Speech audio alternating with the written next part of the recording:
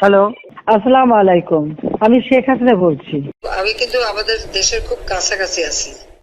Jail থেকে মুক্তি পেয়ে বিএনপিতে যোগ দেওয়ায় এমপি মমতাজকে ফোন করে হুঁশিয়ারি দিলেন শেখ হাসিনা।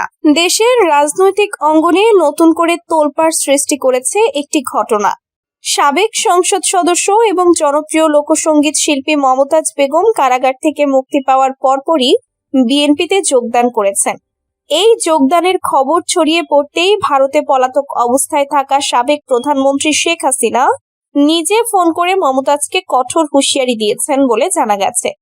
এই ঘটনা দেশের রাজনীতিতে নতুন মাত্রা যোগ করেছে এবং বিভিন্ন মহলে ব্যাপক আলোচনার জন্ম দিয়েছে। সূত্র জানায়, মমতাজ বেগম গতকাল সকালে কাশিমপুর কেন্দ্রীয় মহিলা কারাগার থেকে মুক্তি পান। দীর্ঘদিন ধরে চলা বিভিন্ন মামলায় তিনি কারাবন্দী ছিলেন। হাইকোর্টের একটি বেঞ্চ জামিন মঞ্জুর করায় তিনি মুক্তি লাভ করেন। মুক্তির পর তিনি সরাসরি বিএনপির কেন্দ্রীয় কার্যালয়ে গিয়ে দলের ভারপ্রাপ্ত চেয়ারম্যান তারেক রহমানের প্রতিনিধির হাতে ফুল দিয়ে যোগদানের ঘোষণা দেন। বিএনপির একজন নেতা বলেন, মমতাজ আপা দীর্ঘদিন ধরে আওয়ামী লীগের সঙ্গে ছিলেন, কিন্তু জুলাই গণ অভ্যুত্থানের পর তিনি বুঝতে পেরেছেন যে দেশের জনগণের আসল শক্তি বিএনপির পক্ষে। তিনি এখন জনগণের সঙ্গে থাকতে চান। মমতাজ নিজে সাংবাদিকদের বলেন, আমি গান গেয়ে মানুষের মন জয় করেছি। এখন রাজনীতিতে এসে দেখছি দেশের মানুষের কষ্টের কথা বলতে হবে। বিএনপি জনগণের দল, তাই আমি এখানে যোগ দিয়েছি। আমার গান এখন বিএনপির জয়গান হবে। তিনি আরো বলেন, জেলে থাকাকালীন আমি অনেক চিন্তা করেছি। আওয়ামী লীগের নেতৃত্বে যা হয়েছে তা দেশের জন্য ক্ষতিকর। এখন নতুন করে শুরু করতে চাই। এদিকে মমতাজের এই যোগদানের খবর পৌঁছাতেই ভারতের একটি গোপন স্থান থেকে শেখ হাসিনা নিজে মমতাজকে ফোন করেন বলে নির্ভরযোগ্য সূত্রে জানা গেছে। ফোন আলাপে হাসিনা কঠোর ভাষায় বলেন, তুমি আমার সঙ্গে বিশ্বাসঘাতকতা করলে। আমি তোমাকে এত বিশ্বাস করেছিলাম, এমপি বানিয়েছি, গানের জগতে সাহায্য করেছি।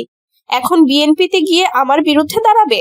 মনে রেখো, আমি এখনো জীবিত আছি, আমার শক্তি শেষ হয়নি। তুমি যদি বিএনপির সঙ্গে থেকে আমার বিরুদ্ধে কথা বলো, তাহলে তোমার পরিণতি ভয়াবহ হবে। তোমার পরিবার, তোমার সম্পত্তি সবকিছু ঝুঁকিতে পড়বে। আমি ভারতে থেকেও অনেক কিছু করতে পারি। এই হুঁশিয়ারির পর মমতাজের ঘনিষ্ঠ জনেরা জানান, তিনি ফোন পেয়ে খুবই অস্থির হয়ে পড়েন। তবে তিনি সাংবাদিকদের বলেন, আমি আর ভয় পাই না, দেশের মানুষের পাশে থাকবো। কেউ হুমকি দিলে তাতে কিছু যায় আসে না। বিএনপির নেতারা এই ফোন কলকে পলাতক হাসিনার অপচেষ্টা বলে আখ্যায়িত করেছেন। একজন বিএনপি নেতা বলেন, হাসিনা এখনো দেশের রাজনীতিতে হস্তক্ষেপ করার চেষ্টা করছেন। এটা স্পষ্ট যে তিনি ভয় পাচ্ছেন যে তার পুরনো সহযোগীরা একে একে বিএনপির দিকে চলে আসছে। রাজনৈতিক বিশ্লেষকরা মনে করছেন, মমতাজের এই যোগদান বিএনপির জন্য বড় সাফল্য। মমতাজের জনপ্রিয়তা, বিশেষ করে গ্রামাঞ্চলে তার গানের প্রভাব বিএনপিকে নতুন করে শক্তি যোগাতে পারে। একদিকে আওয়ামী লীগের অনেক নেতাকর্মী এখনো হতাশ, অন্যদিকে বিএনপি নির্বাচনী প্রস্তুতি নিচ্ছে। এই ঘটনা আওয়ামী লীগের অভ্যন্তরীণ কোন্দলকে আরো উস্কে দিতে পারে। এদিকে শেখ হাসিনার পক্ষ থেকে এখনো কোনো আনুষ্ঠানিক বক্তব্য আসেনি, তবে তার ঘনিষ্ঠ সূত্র জানিয়েছে তিনি এই ঘটনায় খুবই ক্ষুব্ধ। হাসিনা বর্তমানে ভারতে অবস্থান করছেন এবং আন্তর্জাতিক অপরাধ ট্রাইব্যুনালের মৃত্যুদণ্ডের রায়ের পর থেকে তার বিরুদ্ধে প্রত্যর্পণের চাপ বাড়ছে। এই পরিস্থিতিতে তার ফোন করে হুঁশিয়ারি দেওয়া অনেকের কাছে অসহায়ত্বের প্রকাশ বলে মনে হচ্ছে। মমতাজের মুক্তি ও যোগদানের পর দেশজুড়ে তার সমর্থকদের মধ্যে উৎসাহ দেখা যাচ্ছে। অনেকে সোশ্যাল মিডিয়ায় তার গান শেয়ার করে বিএনপির পক্ষে স্লোগান দিচ্ছেন। এই ঘটনা আগামী দিনের রাজনীতিতে কি প্রভাব ফেলবে তা এখন দেখার বিষয়। কে হবেন প্রধানমন্ত্রী? উঠে এলো জরিপে। নির্বাচন যতই সামনে আসছে, ততই জনগণের মধ্যে বিএনপির প্রতি সমর্থন আরো দৃঢ় হচ্ছে। এমনই চিত্র উঠে এসেছে ইনোভেশন কনসাল্টিং এর সর্বশেষ জরিপে। বেসরকারি এ পরামর্শক প্রতিষ্ঠানের পিপলস ইলেকশন পালস সার্ভে অনুযায়ী বিএনপির জনপ্রিয়তা বাড়ার পাশাপাশি বর্তমানে ৪৭% বেশি মানুষ দলটির চেয়ারম্যান তারেক রহমানকে ভবিষ্যৎ প্রধানমন্ত্রী হিসেবে দেখছেন। পেপসের তৃতীয় রাউন্ডের ফলাফল দেখাচ্ছে, এই জরিপের আগের রাউন্ডগুলোয় যারা জামায়াত বা জাতীয় নাগরিক পার্টির পক্ষে ছিলেন, তাদের একটি অংশের সমর্থন বিএনপির দিকে ঘুরে গেছে। আওয়ামী লীগের সমর্থকদের বড় অংশও বিএনপিকে ভোট দেওয়ার কথা বলছেন। শুক্রবার রাজধানীর কারওয়ান বাজারের বিডিবিএল ভবনে এক অনুষ্ঠানে জরিপের ফলাফল তুলে ধরেন ইনোভেশন কনসাল্টিং এর ব্যবস্থাপনা পরিচালক রুবাইয়াত সারোয়ার। BRAIN ও ভয়েস ফর রিফর্ম নামের দুটি নাগরিক প্ল্যাটফর্মের সহযোগিতায় এই জনমত জরিপ পরিচালনা করা হয়। পেপসির প্রথম রাউন্ডের ফলাফল প্রকাশ করা হয়েছিল গত বছরের মার্চে, আর দ্বিতীয় রাউন্ডের ফলাফল প্রকাশ করা হয় গত বছরের সেপ্টেম্বরে। প্রথম ও দ্বিতীয় রাউন্ডে অংশ নেওয়া নাগরিকদের নিয়ে টেলিফোনে তৃতীয় রাউন্ডের জরিপ চালানো হয়। আজকের অনুষ্ঠানে জানানো হয়, চলতি জানুয়ারি মাসের 16 থেকে 27 তারিখ পর্যন্ত 5147টি সাক্ষাৎকারের ভিত্তিতে এই জরিপের প্রতিবেদন তৈরি হয়েছে। সাক্ষাৎকারদাতাদের বাছাই করা হয় দেশের 64 জেলার গ্রাম ও শহর এলাকা থেকে। প্রচলিত নিয়মে ইনসাফ প্রতিষ্ঠাতা করা অসম্ভব, জানালেন চরমোনাই পীর। প্রচলিত নিয়মে দেশ পরিচালনা করে অন্যায়কে দূর করে ইনসাফ প্রতিষ্ঠাতা করা অসম্ভব বলে মন্তব্য করেছেন ইসলামী আন্দোলন বাংলাদেশের আমির ও চরমোনাই পীর মুফতি সৈয়দ মোহাম্মদ রেজাউল করিম। তিনি বলেন, 54 বছর ধরে মানুষ যে নীতি আদর্শে চলছিল, সেই নীতি আদর্শের কারণে দেশের মানুষ যা চেয়েছিল তা পায়নি। মুক্তিযুদ্ধে লক্ষ লক্ষ মানুষ জীবন দিয়েছিল, পঙ্গু হয়েছিল। তাদের মূল 3টি স্লোগান ছিল সাম্য, মানবিক মর্যাদা ও ন্যায় বিচার প্রতিষ্ঠা। কিন্তু বাস্তবে যারা দেশ পরিচালনা করেছিল তারা এগুলো একটাও বাস্তবায়ন করেনি। শুক্রবার জুমার নামাজের পর গাজীপুরের কোনাবাড়ি কলেজ ময়দানে আয়োজিত নির্বাচনী সভায় গাজীপুর 1 আসনের প্রার্থী মাওলানা GM রুহুল আমিন এসব কথা বলেন।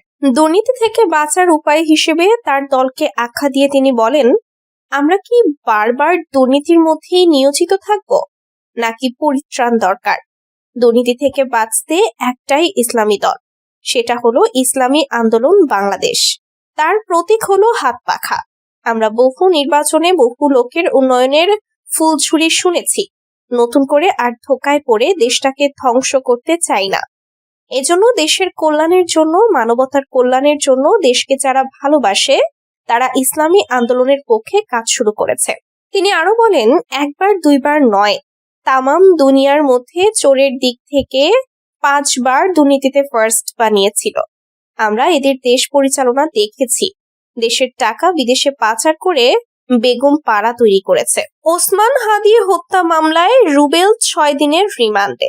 ইনকিলাব মঞ্চের মুখপাত্র শহীদ শরীফ ওসমান হাদিকে গুলি করে হত্যা মামলায় গ্রেফতার রুবেল আহমেদের 6 দিনের রিমান্ড মঞ্জুর করেছেন ঢাকার একটি আদালত।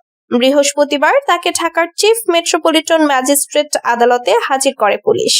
এরপর মামলার সুষ্ঠু তদন্তের জন্য তাকে 10 দিনের রিমান্ডে নিতে আবেদন করেন মামলার তদন্তকারী কর্মকর্তা। শুনানি শেষে ঢাকার অতিরিক্ত চিফ মেট্রোপলিটন ম্যাজিস্ট্রেট জসিতা ইসলাম তার 6 দিনের রিমান্ড মঞ্জুর করেন। 2025 সালের 12 ডিসেম্বর জুমার নামাজ শেষে ফেরার পথে আনুমানিক দুপুর 2:20 পল্টন থানার বক্স কালভার্ট রোডে দুষ্কৃতকারীরা ওসমান হাদিকে গুলি করে পালিয়ে যায়।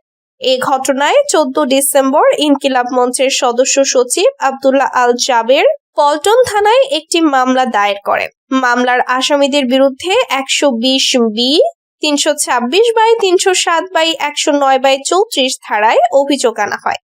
আহত ওসমান হাদিকে উন্নত চিকিৎসার জন্য সিঙ্গাপুরে নেওয়া হলেও 18 ডিসেম্বর চিকিৎসাধীন অবস্থায় তিনি মারা যান। পরে গত 20 ডিসেম্বর তদন্তকারী কর্মকর্তার আবেদনের পরিপ্রেক্ষিতে মামলায় দণ্ডবিধির 302 ধারা সংযোজনের আদেশ দেন ঢাকার মেট্রোপলিটন ম্যাজিস্ট্রেট সিদ্দিক আজাদ। গত 6 জানুয়ারি গোয়েন্দা পুলিশ ডিবি 17 জনের বিরুদ্ধে ঢাকার চিফ মেট্রোপলিটন ম্যাজিস্ট্রেট আদালতে চার্জশিট দাখিল করেন মামলার তদন্তকারী কর্মকর্তা ডিবি পরিদর্শক ফয়সাল আহমেদ। তবে ডিবির দেওয়া চার্জশিটে অসন্তোষ প্রকাশ করে গত 15 জানুয়ারি আদালতে নারাজি আবেদন দাখিল করেন মামলার বাদী। আদালত সেই আবেদন গ্রহণ করে মামলাটি অধিকতর তদন্তের জন্য সিআইডি কে নির্দেশ দেন।